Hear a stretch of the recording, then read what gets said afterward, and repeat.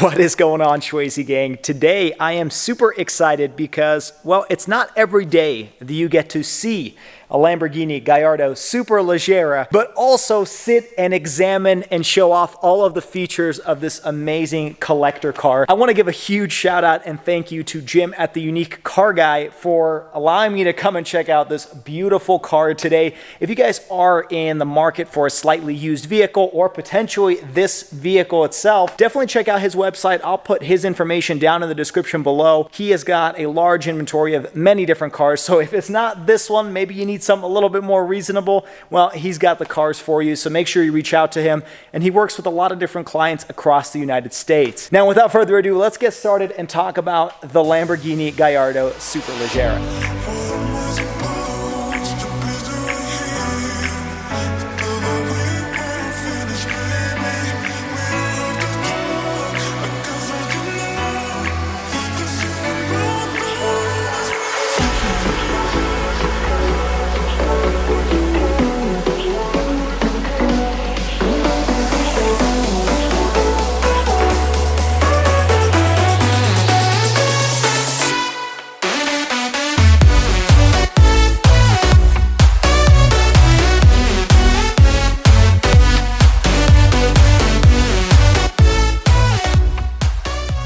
Okay, so in today's video, we're going to be talking about over 20 top cool features about the Lamborghini Gallardo Superleggera. Now, unfortunately, I will not be able to get behind the wheel and drive this car in today's video, but regardless, I thought this would be an awesome opportunity to show off this beautiful car, and I will give you a little bit of an exhaust note here at some point through the video, so stay tuned for that. First off, I want to show you the exterior. Now, the Lamborghini Gallardo Superleggera, as I'm sure you can tell with this vinyl over here, has a lot of other exterior features that we are going to be talking about in today's video. But first off, let me give you a full walk around of this car. I like the lighting from this angle because you can see how beautiful that paint is. One of the first things I wanted to point out is they only made the Superleggera with about 5 different colors. So this is one of the colors, and I think this is one of the most striking. It is an orange color, and I cannot pronounce the name because it's in Italian, but I'll throw it up on the screen right now. But something about this color and a supercar that's not black or white, but orange or blue or red, that's what you need when you have a supercar, in my opinion. So we're actually going to start off with the front of this vehicle, and then we'll talk about some more of the features as we head backwards. Let me open up the hood, I should say, or the frunk, as in Teslas, and we're going to open it up and we're going to show you what it looks like inside. Okay, opening up this Lamborghini frunk, because this is a mid-engine or rear-engine sports car. Nothing really crazy to report over here. It's not a very large space, but I don't think you're getting this car to be a nice daily driver. You do have a 6-disc CD changer, which is kind of interesting to see. Keep in mind, this is from the year 2008, so CDs were a little bit more common back then than they are today. Other than that, you've got your windshield wiper fluid refill over here, and then you've got this Lamborghini bag, which has all of the stuff you need in order to change your tire. But I'm not quite sure if anybody who owns the Lamborghini is going to be changing their own tires. All right, closing up that frunk. This vehicle is paint protected, so that is part of the reason why this hood looks absolutely immaculate, even though this vehicle does have 30,000 miles. The headlights are very cool looking. You don't have any LEDs or anything super fancy like you do today, but keep in mind this car is from 2008, and it is still a head turner in today's day and age. You have your air inlets over here that lead all the way to the back of the vehicle where you have that glorious V10 engine.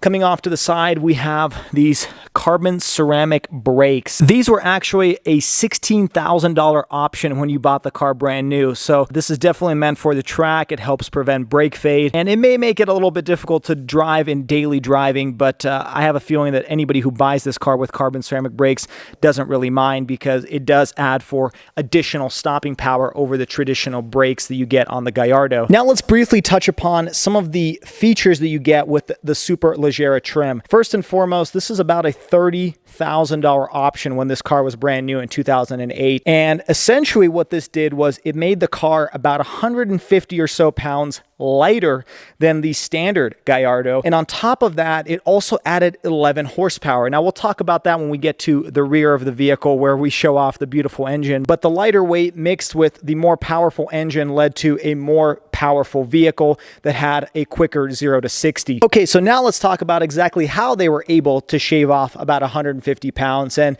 well, the answer is pretty clear when you look at the mirror, and that is the use of a lot of carbon fiber. As I'm sure you know, carbon fiber is a very lightweight material. It's very strong as well. The only downside is it's very expensive, and that is why you're paying over $30,000 for this option back in 2008. But first and foremost, you have these mirror housings, which are full carbon fiber, and this isn't to be confused with any type of wrap. This is true carbon fiber, and it does look different than when you wrap a car in fake carbon fiber. You've got this side sill over here, which is full carbon fiber as well. A very nice touch, and I like the way this orange looks with that gray carbon fiber. Coming out to the back of the vehicle, this giant rear spoiler is also full carbon fiber, and so is this engine cover. So this is something that came with a Superleggera package and added to making this car a lot lighter in weight. Another way they were able to save weight is this is actually plastic and not glass. So that is another way that they were able to shave off a few pounds. And there you can see that beautiful V10 engine under this cover over here. Now moving down to the back, you have this rear diffuser, which is full carbon fiber as well, and it really does add a nice touch to the rear end of this vehicle. And as I'm sure you can tell with me pointing out all of the different carbon fiber components, you understand how they were able to shave off about 150 pounds off of the car. The next thing I wanted to point out is on the inside, you can tell this entire door panel is full carbon fiber, and I don't think I've ever seen this on any other car, you know, at least any production car, to have a full door panel that's carbon fiber. And it's almost hard to tell on camera with the way the light reflects, but it really is beautiful. And then we'll jump in the inside in a moment, but this entire center console is also carbon fiber. So now this window back here is also not a window, but it is plastic. And same with this window back here. So a little bit deceiving and not really noticeable if you're just walking by the car, but those two pieces are also plastic, which add to the lightweight features of this car. Going underneath the car, the underbody cover is also carbon fiber. So you combine all of those different things, and that is how you get about 150 pounds lighter for this Superleggera version of the Gallardo. Now let's talk about how they were able to make the engine a little bit more powerful with 11 additional horsepower. First off, we got to open up the trunk. To do that, you actually get behind the driver's seat and you pull on that aluminum tab, and that unlocks or pops open the trunk of this car to show off the engine. Now, opening up the trunk of this car, you can see there is a backup camera located on the rear spoiler, and we'll show you what that looks like when I get inside the car. But they say that they were able to achieve the additional 11 horsepower by changing the intake manifold of this car and updating the software, tuning it a little bit differently. And that's how they were able to get a more powerful engine mated with the lighter weight using the carbon fiber. And this entire piece is extremely lightweight. Now, I know that there's hood struts, or I should say trunk struts, holding it open, but regardless, this thing probably weighs like 3 to 5 pounds. It really is not a heavy piece of sheet metal like you would traditionally have with a hood or a trunk of a vehicle. While we're back here, let's talk about the specs of this car. I know I've mentioned that it's 11 horsepower more than the traditional Gallardo, but what does that mean? Well, this is a 523 horsepower, 5-liter V10 engine from Lamborghini, and this is different than the second generation of the Gallardo, where the engine was actually essentially the exact same as the Audi R8. This one is pretty much a bespoke Lamborghini engine, which makes it a little bit more unique than the later generation versions of this car. But it produced, like I said, 523 horsepower and 376 pound-feet of torque, and it's mated to a 6-speed E-gear single clutch auto manual. So what does that mean? Well, this is kind of the early generations before they had double clutches, or at least commonly used double clutch transmissions, where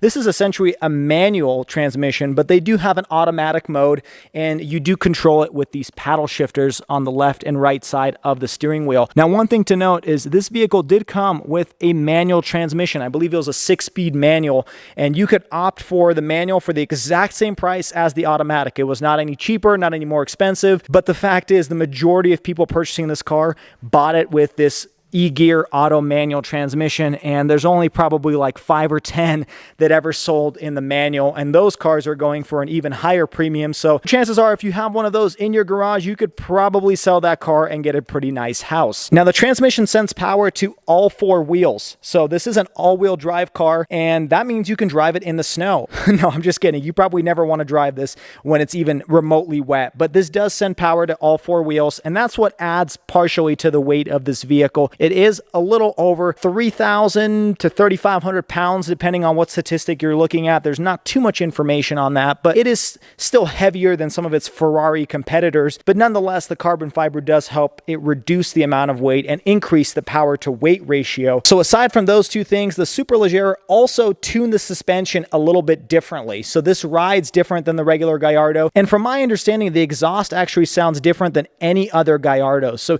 the Superleggera exhaust has its own distinct bespoke note to it. Probably one of the best sounding Lamborghinis that you have ever heard. And we'll show you a clip of what that sounds like right now.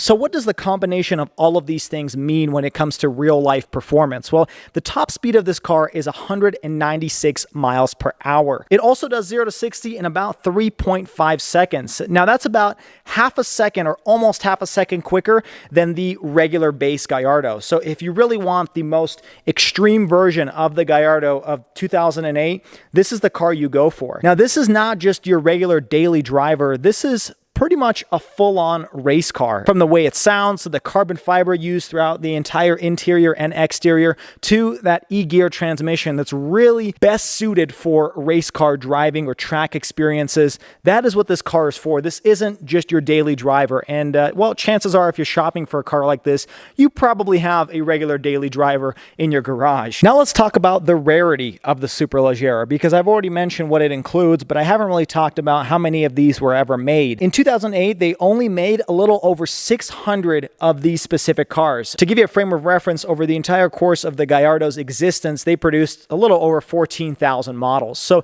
it's a very rare car. There's not very many of them out there. And even though they did make a second generation Superleggera as well, it's still a very limited production car. In the US, there's actually only about 172 of these cars. So this is one of 172 here located in the States.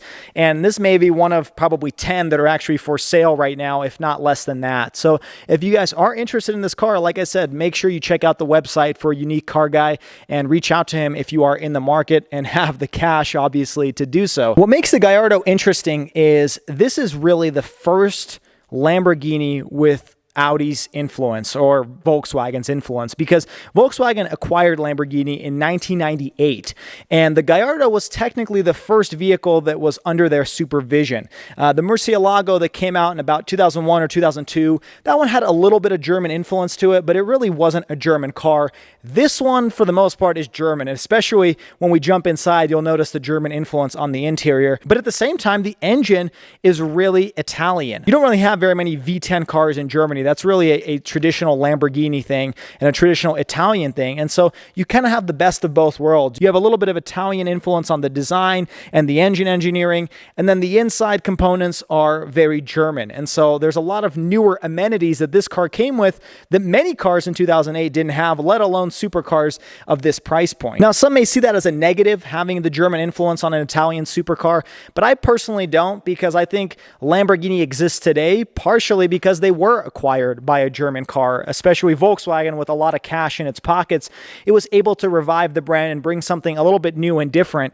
This car arguably wouldn't have been developed if it wasn't for Germans' influence on the acquisition of Lamborghini in 1998. Now I want to jump inside and show you all of the interior features of this car, which, as I said, you'll notice some of the German influence when we hop in there. First and foremost, again, I want to point out this carbon fiber door panel. Again, something I've never seen before, and kind of a cool contrast contrast with the orange exterior that the camera doesn't really catch, but I'm doing the best I can.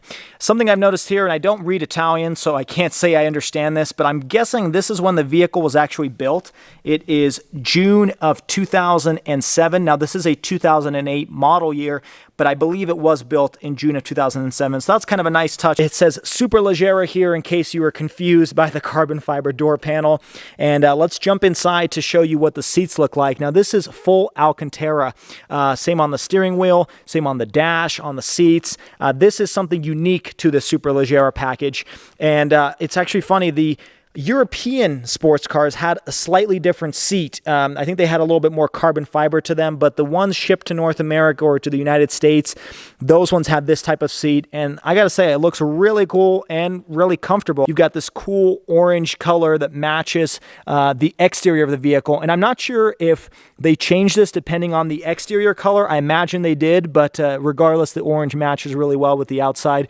You've got Superleggera written over here on the side bolster. And overall, a really nice looking seat. Nothing really to write home about, but it's still pretty cool looking, especially in 2008. Jumping inside, definitely not the easiest thing since this car is really low to the ground. Over on the left-hand side, you have the reverse button, which is funny. The reverse is here, but your auto and your sport mode and everything is located here. So kind of a weird reason why they put it on the left-hand side and didn't keep it where they had all the other buttons. But regardless, that's your reverse button. You have your air vents over here, which kind of move around, nothing too crazy with that. The rest of this dash is full Alcantara.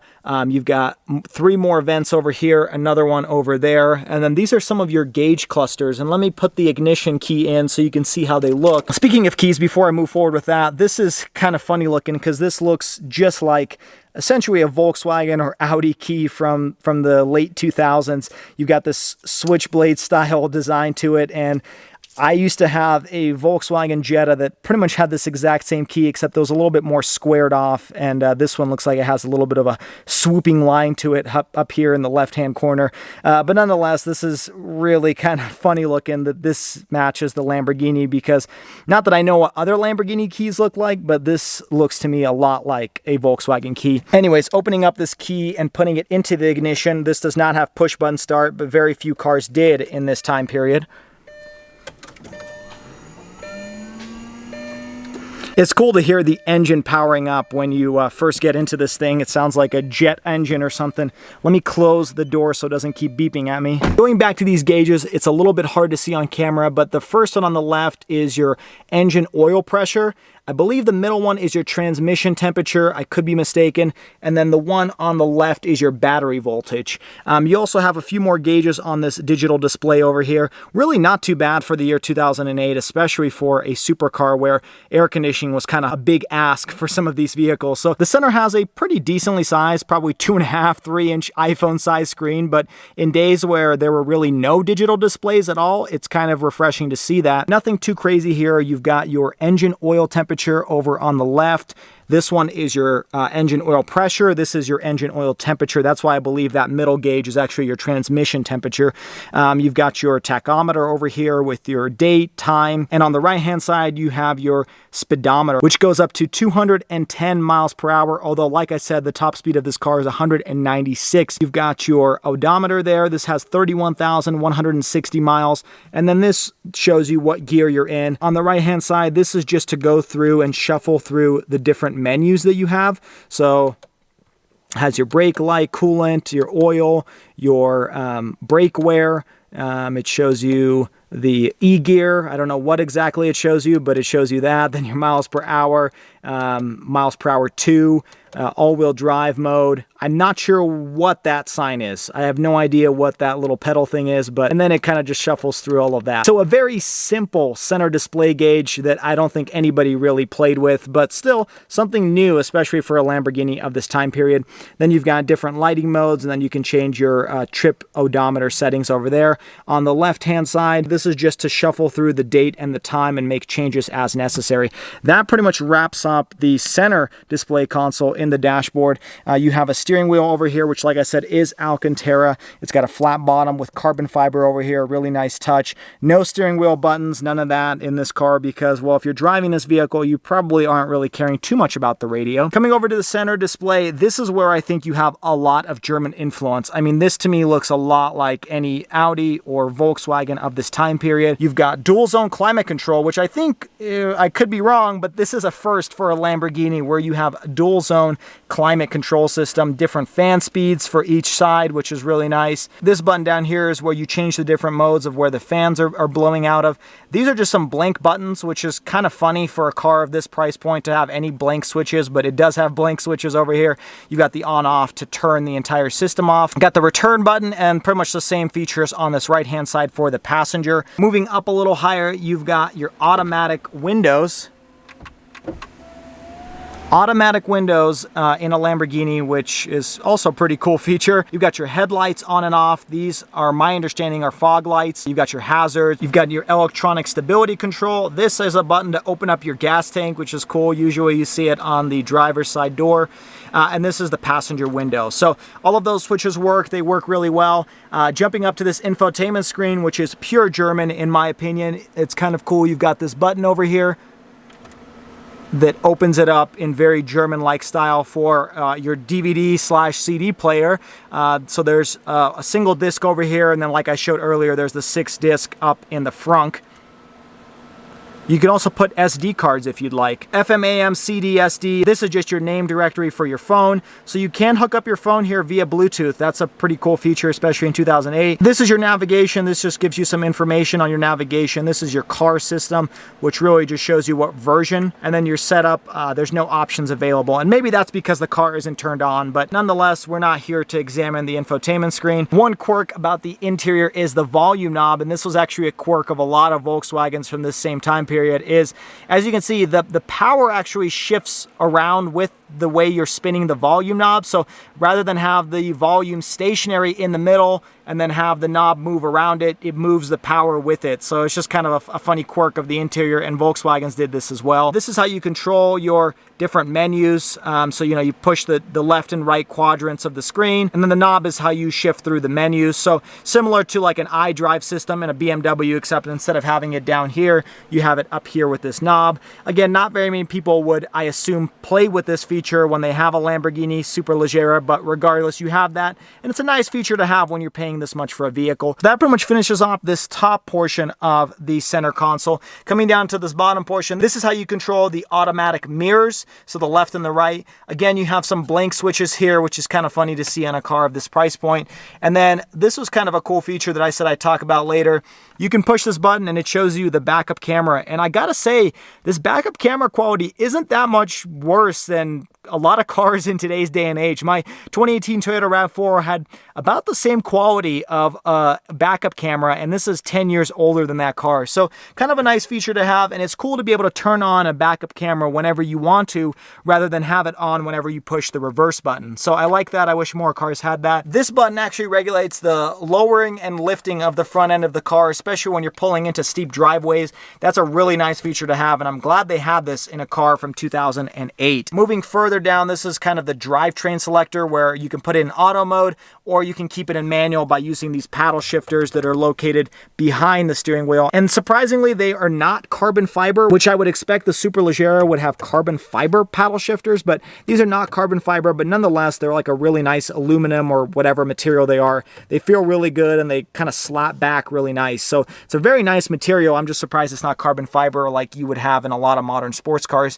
You got a sport mode, and then I like this. I think this is a traction control, but what's funny is it kind of shows a Lamborghini tipping over on the front little display, and it's really poor graphics, but let's see if my camera can focus.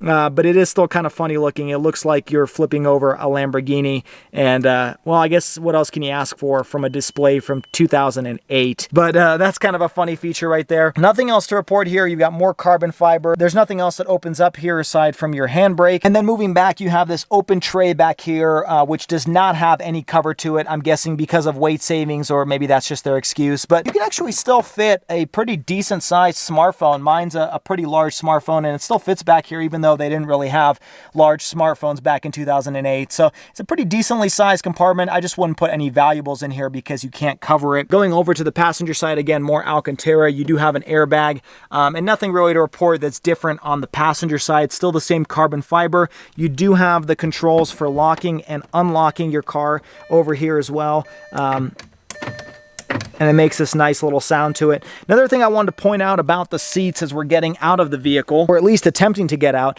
is you actually have airbags on the side of the seats over here, which I don't know of any other supercars that really had side airbags, especially from this time period.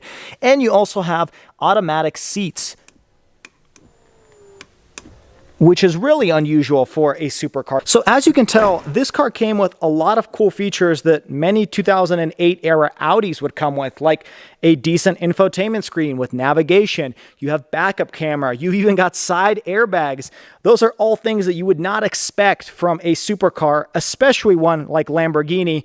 And due to the ownership of Volkswagen, this car has a lot of those cool features that you would find in luxury Volkswagen vehicles from the same era. And that is why I think the Gallardo was such a successful vehicle. Is it was a little bit more attainable when it came to its price point. I'm talking about the standard version and not the Superleggera, but the standard version was a little bit more attainable. It had a lot of cool features. It was a beautiful looking car with a very glorious V10 engine that sounded amazing. And what the Superleggera does, it just takes a great formula and makes it even better. Makes it weigh less, makes it more powerful, makes it sound differently, and adds a few more aesthetics that make it a little bit different than an already great vehicle like the Lamborghini Gallardo. Well, I hope you guys enjoyed today's video as much as I did. I was definitely like a kid in a candy store just walking in and seeing this car sitting here. This is pretty much the poster child of Lamborghini. I think a lot of kids my age had a poster of this car on the wall of their bedrooms, idolizing it and looking forward to owning one someday. And being able to see one and review one is really just an amazing experience, and I'm very thankful to be able to see this car and review it in person. Again, huge thank you to Jim at the Unique Car Guy for giving me the opportunity to spend the day here with this Lamborghini. And make sure you check out his website and give him a call if you're in the market for not only this car, but maybe something a little bit more reasonable. If this is your first time stopping by, make sure you hit that like button on this video, subscribe to the channel, and check me out on Instagram and TikTok at Shwazy_. Until next time, boys and girls, stay Shwazy, stay healthy, and have a wonderful day.